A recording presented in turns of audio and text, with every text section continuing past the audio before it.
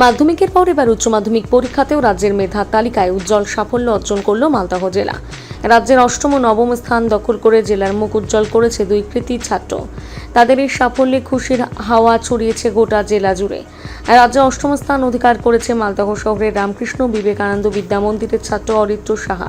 মালদহ শহরের ঝলঝলিয়া দেশবন্ধুপাড়া এলাকার বাসিন্দা অরিত্র উচ্চ মাধ্যমিকে মোট 489 নম্বর পেয়েছে।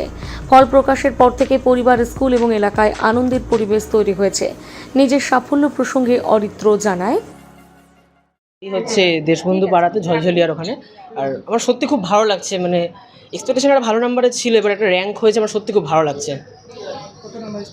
আমি 8th পজিশন পেয়েছি। হ্যাঁ হ্যাঁ পড়াশোনা আমি চেষ্টা করেছি যে কনসিস্টেন্টলি পড়াশোনা করার, রেগুলার 6 ঘন্টা 7 ঘন্টা যাতে বই নিয়ে বসি, একটা কনসিস্টেন্সি ডেলি থাকে প্রত্যেকটা সাবজেক্টে। আমার ইচ্ছা আমি ইসরোতে যেতে চাই, ইসরোতে একটা ভয়েস চেক করতে চাই। হ্যাঁ, ইসরোতে একটা সায়েন্টিস্ট হতে চাই। হ্যাঁ, খুবই ভালো। আমি আশা করেছিলাম একটা ভালো রেজাল্ট, তবে র্যাঙ্কটা সত্যি আনএক্সপেক্টেড ছিল আমার জন্য। সত্যি খুবই ভালো লাগছে। আমার বাবা হচ্ছে কারেন্টলি ওয়েস্ট বেঙ্গল গ্রামীণ ব্যাংকে আছে, AGM এর পোস্টে।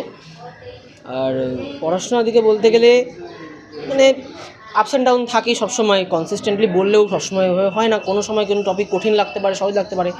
টিচাররা সবাই হেল্প করেছেন, প্রত্যেকে হেল্প করেছে বলেই আজকে এই জায়গাটাতে আসতে পেরেছি। ফিজিক্স।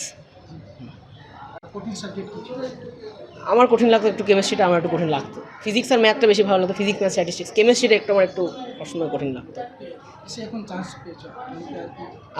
আমার যেই মেন্স হয়েছে, আমার যেই মেন্সে আমি 99.63 পার্সেন্টাইল পেয়েছি। এখন যেই অ্যাডভান্সটা দিব,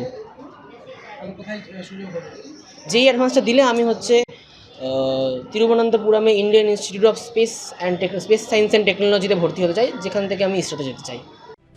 মালদা থেকে পরিতোষ সরকারের প্রতিবেদন, নিউজ টুডে।